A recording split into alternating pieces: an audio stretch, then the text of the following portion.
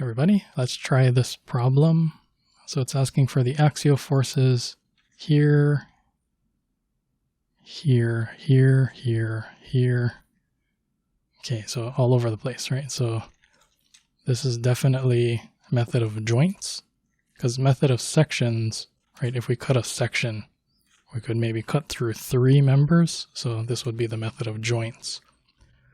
So no matter which joint I pick, there's going to be at least 3 unknowns. So to make life simpler, you don't need to do this. It's optional, but you could if you want. Just draw the free body diagram of the entire structure. And then, let's see if I pick coordinates like this. I can decompose the reaction at A, that pin. Then there's this roller at I. And then there are these 2 loads over here. And there we go. All right, so this is the free body diagram of the entire structure, which allows us to write 3 equations to solve for these 3 unknowns. All right, so x direction, ax, y direction, ay plus I minus these 2. And then let's sum torque about somewhere clever. How about if we sum torque about point A? Okay, about point A. So here to here is 24 times I. And then, let's see, here to here for this 200-pound loader here to here is 12. And that will go in the negative direction. So negative 12, 200 pounds.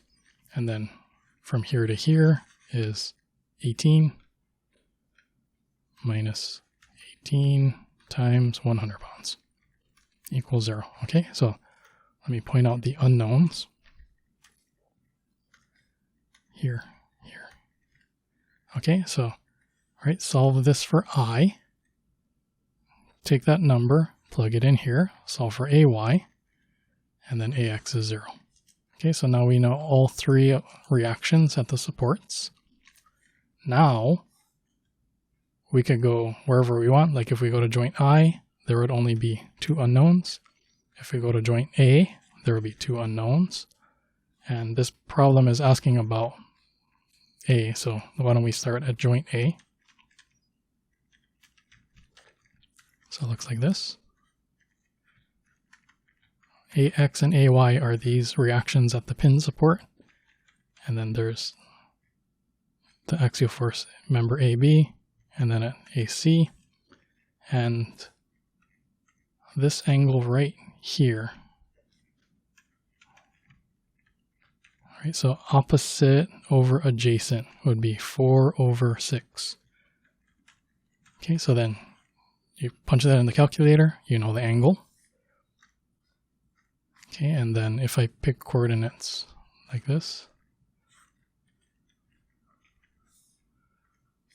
this is that angle theta, so I can write 2 equations. Okay, so x direction, AX plus TAC cosine theta. Notice that AX is 0, so,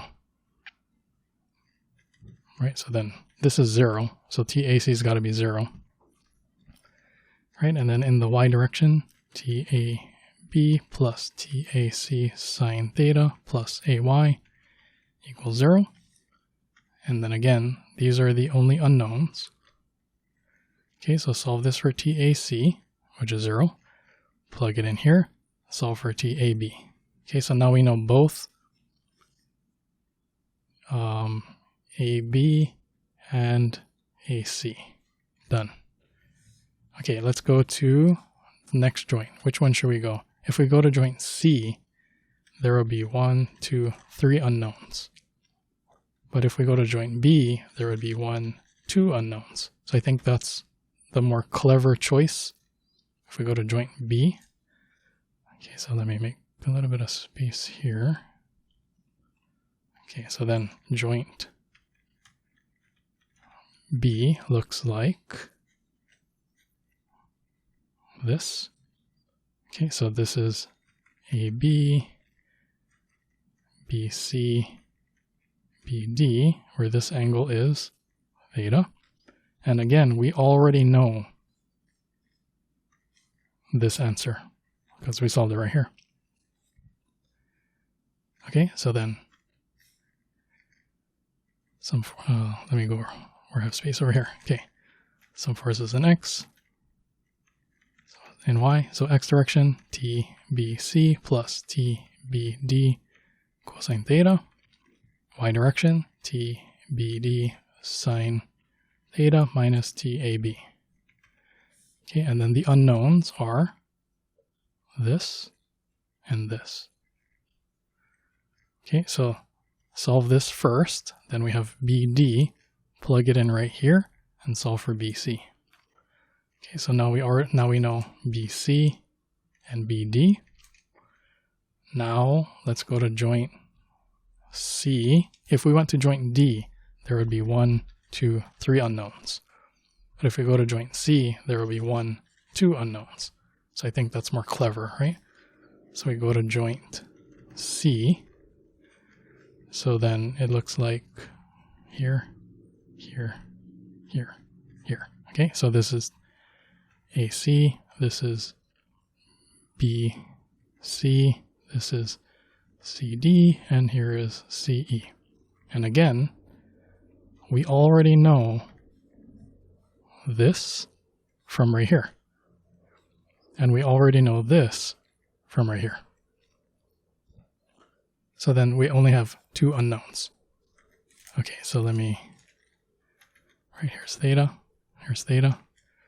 So some force x, some force y, x direction, minus TBC minus TAC cosine theta plus TCE cosine theta, y direction, minus TAC sine theta plus TCD plus TCE sine theta.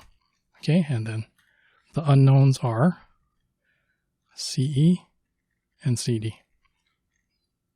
Okay, so then look at the 2 equations, 2 unknowns. Solve this one first for CE. Then you plug it in right here and then solve for CD. So now we know CD and CE. So for this particular problem, we're done. You could keep going, right? If you went to joint D, there would be these 2 unknowns. And you can write 2 equations. And then you can go to joint F, and then there will be these 2 unknowns. You can write 2 equations. Then you go to joint, which one would you go to next? If you went to H, there would be 3 unknowns.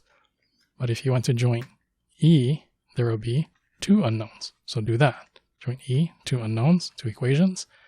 Then you go to joint H, 2 more unknowns, 2 more equations. Joint G, 2 more unknowns, 2 more equations. And then joint J, there's only 1 unknown left.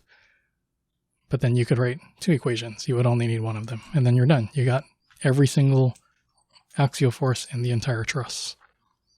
Okay, so hope that was helpful. Let me know if you have questions, and I'll see you in the next video.